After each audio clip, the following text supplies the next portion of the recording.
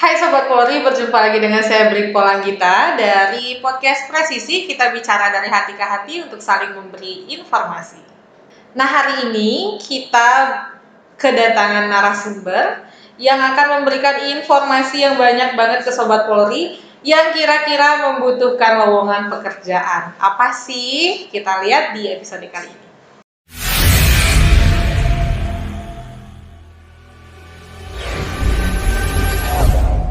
Nah, Sobat Polri, hari ini kita akan berkenalan dengan Kabak SDM-nya langsung, karena di episode sebelumnya itu ada perwakilannya Pak Kabak SDM, ada Pak Sahyar yang udah kenalan sama kita dari SDM. Nah, kali ini dari ketuanya langsung, Kabak SDM Polres Rejang Lebong, Kompol Risdianta. Selamat pagi, Bapak. Nah, hari ini Bapak mau nge-share informasi penerimaan Polri ya Pak, ya, ke kita semua. Jadi mungkin Sobat Polri butuh informasi lengkap nih dari Bapak. Apa sih penerimaan yang ada sekarang Pak? Terima kasih. Jadi saat ini Kepolisian Negara Republik Indonesia membuka pendaftaran bagi para pemuda warga negara Indonesia untuk dididik menjadi Tamtama Polri. Jadi untuk dididik menjadi Tamtama Polri yang pendaftarannya itu dibuka sudah mulai tanggal 12 sampai tanggal 21 September. Jadi diharapkan kepada pemuda-pemuda terutama Rejang Lebong, Kabupaten Rejang Lebong bisa mulai mendaftar secara online untuk menjadi Tamtama Polri. Dan jumlah yang akan diterima ini sebanyak 1.600. Se-Indonesia? Satu Indonesia 1.600. Lumayan banyak Pak ya? 1.500 nanti untuk menjadi Tamtama Brimob, kemudian 100 untuk menjadi Tamtama Polayan. Oke. Nah, kalau dari segi kepakatan udah jelas nih beda kan. Terus kalau misalnya dari segi gajinya, secara garis besar ibaratnya perbedaannya gimana antara Tamtama sama Bintaranya, biar Sobat Polri yang mau daftar tahu nih. Ya memang karena Tamtama ini merupakan pangkat paling bawah di kepolisian. Jadi kan pangkat di kepolisian ini kan dari Tamtama, kemudian di atasnya Bintara, kemudian Perwira. Jadi kalau Tamtama ini dengan Bintara ini selisih gajinya tidak begitu banyak lah. Paling-paling sekitar selisih berapa ratus ribuan. Tapi kalau untuk Tamtama sendiri nanti akan mendapat gaji sekitar, kalau ditambahkan, kalau dijumlahkan ya, nanti kan ada gaji, ada uang lauk pauk, ada tunjangan kinerja, itu kan nanti akan menerima sekitar 6 jutaan untuk Tamtama Polri. Itu pendaftarannya minimal tamatan SMA ya Pak? Ya, jadi yang dibutuhkan untuk Tamtama ini SMA. Jadi SMA ini nanti bermacam-macam. Kan ada sekolah menengah atas, kemudian ada juga sekolah menengah kejuruan. Jadi sumber pendidikan untuk menjadi Tamtama Polri ini itu dari SMA. Jadi SMA ini nanti ada SMA sederajat ya. Iya, jadi kalau SMA semua jurusan bisa, tapi SMK juga semua jurusan kecuali ada tata kecantikan dan tata busana. Jadi sekolah menengah kejuruan. Jadi semua jurusan yang ada di sekolah itu bisa kecuali dua macam tadi kan, kecantikan dan busana. Itu memang tidak diperkenankan, tidak bisa dalam sekolah Tamtama Polri. Ada juga nanti sekolah-sekolah yang ada di lingkungan pesantren.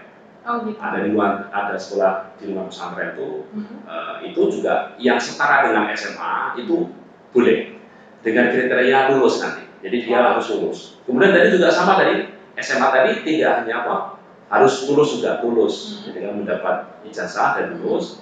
Kemudian tidak boleh ijazah paket. Jadi kalau paket C tidak boleh, harus SMA, SMK atau nanti sekolah di dalam lingkungan pesantren. Nanti kelulusan normal gitu Pak ya, bukan paket ya? Yang lulus. Oke.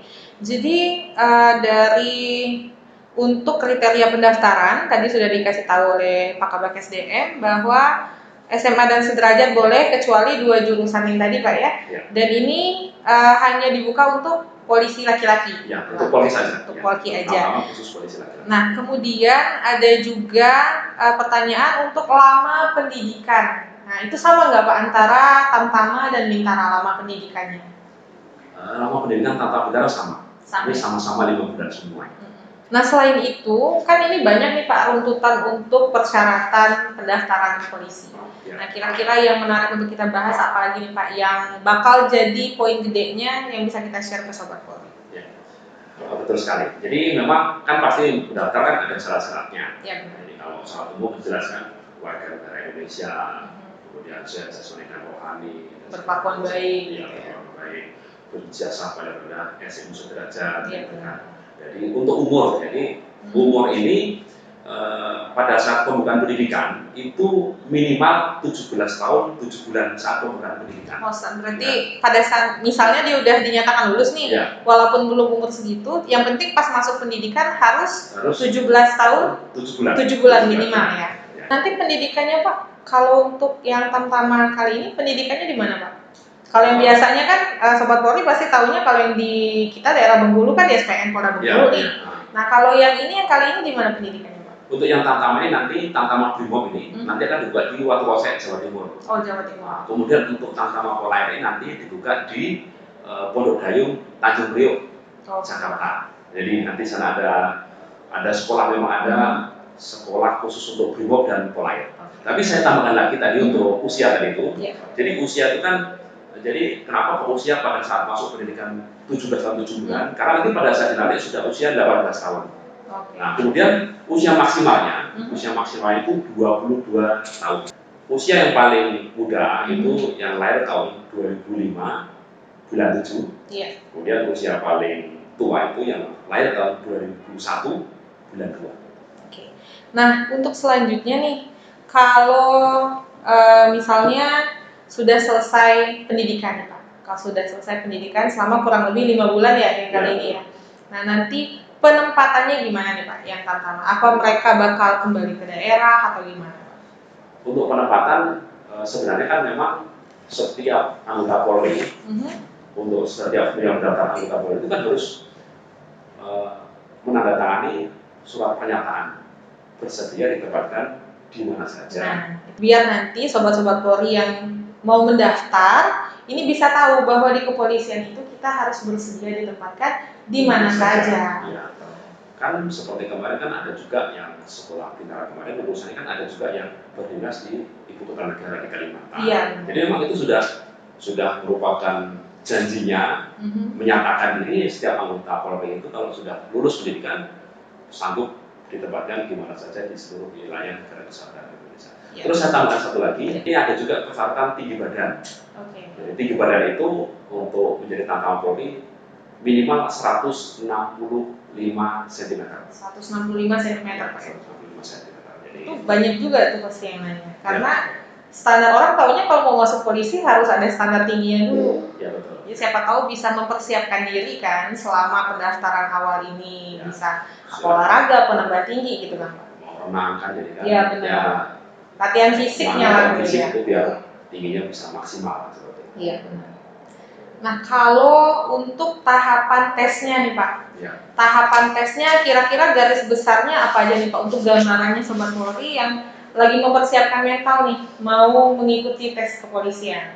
Tahapan tesnya ini memang yang pertama tentunya tes administrasi kan.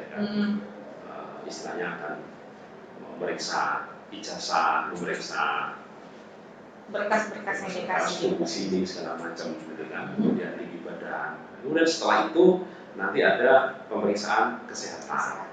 Kemudian setelah itu nanti ada tes psikologi pertama. Kemudian setelah tes psikologi pertama nanti ada ujian akademik. Ujian akademik, misalnya pengetahuan kita diuji di situ. Pengetahuan umum lah gitu Pak. Setelah itu nanti ada juga uji jasmani. Jadi ada tes nanti kita lari kita berapa menit, kalau 100 meter itu kita berapa kali putaran selama 12 menit. Ada juga nanti push up, pull up, ada shuttle run kan gitu kan. Ada sit up. Sobat Polri kalau mau lihat contoh yang fisik jasmaninya yang sering di-update juga di Instagram Polres Rejang Lebong, pada saat kita polisi kan sering setiap 3 bulan sekali ya kalau nggak salah Pak ya. 6 bulan sekali. 6 bulan sekali. Nah, yang kesamaptaan jasmani. Nah, itu kan bisa jadi gambaran juga untuk Sobat Polri ya Pak. Bahwa tesnya kan ada lari, sit up, pull up, shuttle run, pull up ya, pull up. Ada juga nanti kalau tes ada renang. Nah, ada renang, itu tambahnya ya Pak, tambahan pentingnya itu juga banyak yang ditanya adalah renang. Jadi kalau Sobat Polri mau lihat gambaran nih, gambaran kira-kira apa nih? Nah itu bisa lihat di Instagram Polres Rejang Lebong. Kita sering update yang kesehatan jasmani para anggota keselamatan jasmani per 6 bulan sekali. Dan boleh datang ke Polres Rejang Lebong. Silakan. Boleh untuk latihan Pak ya? Ya boleh, silakan nanti tanya ke Pak SDM, tanyakan nanti larinya seperti apa Pak. Nanti kan kita punya parameternya ya. Berkonsultasi ya, lah Pak bisa, ya. Bisa bertanya, betul, bisa bertanya. Jadi Sobat Polri yang mau mendaftar bisa datang ke Bak SDM untuk berkonsultasi atau bahkan membawa berkas-berkasnya untuk lihat dulu kurangnya apa sebelum dia daftar resmi Pak ya. Karena memang nanti ada itu juga, selain jasa tadi juga harus dia sudah berdomisili selama 2 tahun di Rejang Lebong. Ya, domisili ini bukan berarti hanya tinggal saja. Kadang-kadang ada orang yang contohnya seperti ini Pak. Seperti ini kan kadang-kadang kita punya KTP, punya KK, tetapi kita di Lubulinggo mungkin yang memang di apa atau di Kepahyang kan seperti itu. Atau boleh kalau Kepahyang kan masih dalam satu provinsi itu, tapi di Lubulinggo. Tapi kita sekolahnya di Rejang Lebong terus selama 2 tahun, dari TK mungkin sampai SMA itu lebih dari 2 tahun. Iya betul. Tapi selama dia tidak bisa membuktikan bahwa dia tidak domisili di Rejang Lebong, dibuktikan dengan KTP Rejang Lebong, dengan KK di Rejang Lebong, dia tetap tidak bisa mendaftar di Rejang Lebong. Ya. Tapi dia harus bisa membuktikan bahwa KTP-nya domisilinya di Rejang Lebong ini secara administratif sudah tercatat di Rejang Lebong. Terus kembali tadi dari masalah tahapan tes tadi. Ya, tahapan tes tadi kan, jadi ada juga psikologi, ada rekes pertama, kemudian psikologi 1, kemudian 1 ada ujian akademik tadi kan. Kemudian ada uji jasmani dan uji antropologi. Antropologi nanti antropologi itu dilihat postur tubuh. Sebenarnya itu dari postur tubuh. Apakah nanti dia lulus atau seperti apa, ataukah dia kakinya O atau E seperti itu, biasanya itu kan antropologi seperti itu. Kemudian setelah itu lulus semua nanti akan ada rekes kedua lagi.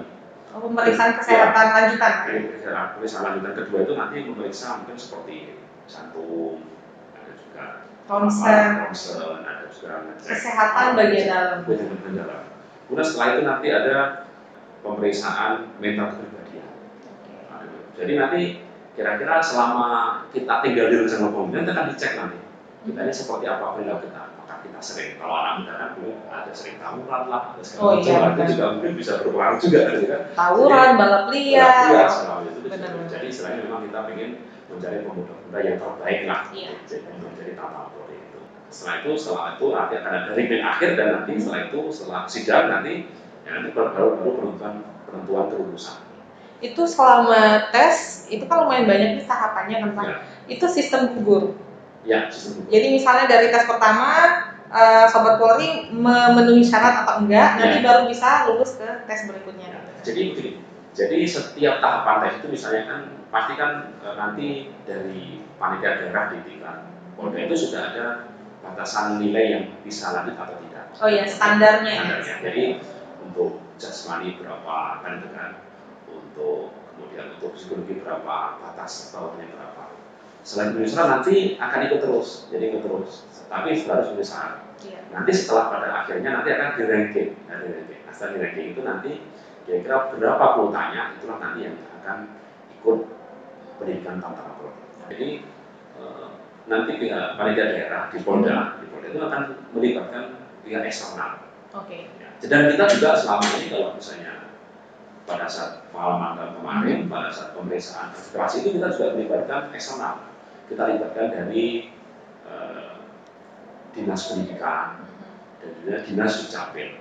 Apalagi nanti kalau di Polda Bengkulu, di panitia daerah, pada saat tesnya juga melibatkan eksternal juga. Ada organisasi di luar Polri, organisasi kepemudaan itu direkrut atau dilibatkan untuk ikut mengawasi pelaksanaan tes tersebut.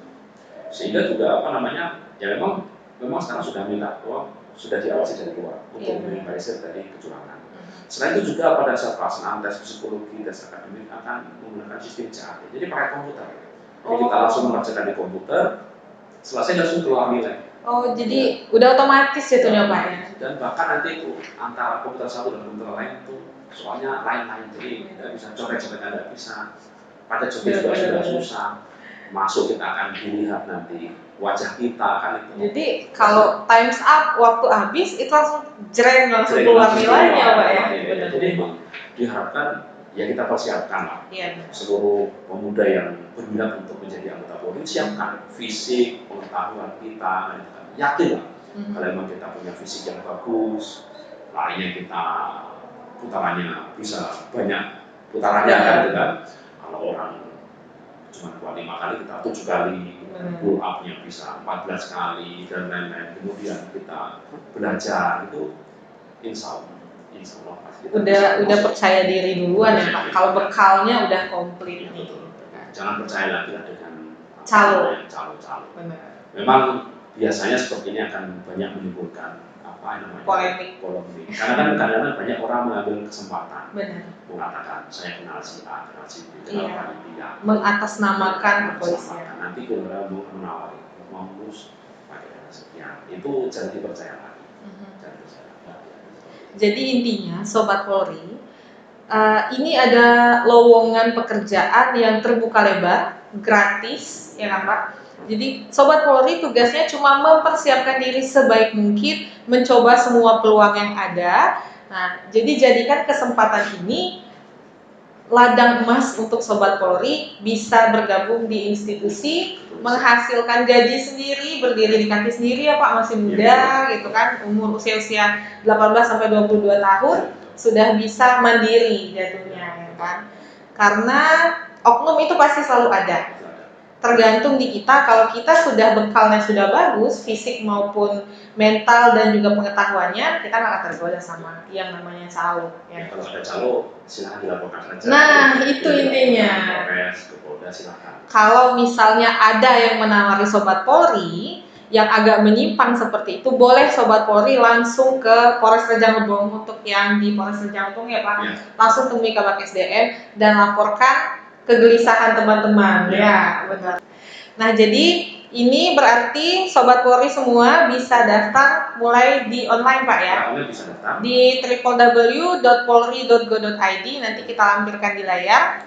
Nah, dan juga kalau masih bingung nih mau tanya-tanya sekalian mau ngurus SKCK di sini, boleh mampir ke SDM. Ya. Nanti mampir ke SDM, tanya yang kita masih bingung, yang belum tahu, atau bahkan mau minta bimbingan, bantuan dari SDM, nanti boleh dikoordinir di SDM Rejang Lebong. Gitu ya Pak. Ini Pak terakhir nih, ada nggak pesan-pesan dari Bapak untuk Sobat Polri sekalian di luar sana yang kebetulan mungkin mau daftar juga? Jadi tadi, saya ulangi lagi, jadi percaya pada kemampuan sendiri, karena pasti nasib kita ini sudah ditakdirkan oleh Allah Subhanahu wa Ta'ala Yang Maha Esa. Tidak perlu dengan cara-cara yang curang, dengan cara-cara apa. Kalau memang kita kuat, visi kita baik, pengetahuan kita baik juga, kemudian layak untuk menjadi anggota Polri, pasti akan menjadi anggota Polri. Percaya pada diri sendiri. Oke, jadi terima kasih banyak Pak Kabak SDM atas informasinya yang berguna sekali untuk Sobat Polri sekalian yang mungkin membutuhkan lowongan pekerjaan juga dan pengen nih bergabung di kepolisian. Karena kemarin belum ada pembukaan pas kita podcast sama Pak Sahir ya. Dan sekarang alhamdulillah ada pembukaan untuk Tamtama Polri. Jadi jangan lupa untuk Sobat Polri langsung cek www.polri.go.id atau langsung datang ke SDM Polres Rejang Lebong untuk menanyakan informasi lebih lanjutnya. Sekali lagi terima kasih banyak ya Pak. Nah Sobat Polri, semoga semua informasi yang kami hadirkan di episode kali ini bisa membantu dan menjadi penerang untuk jalan Sobat Polri nih yang sedang mungkin lagi cari pekerjaan dan lain sebagainya. Dan kami pesankan juga tetap jaga kesehatan, jaga diri, jangan terjerumus ke pergaulan yang gak baik.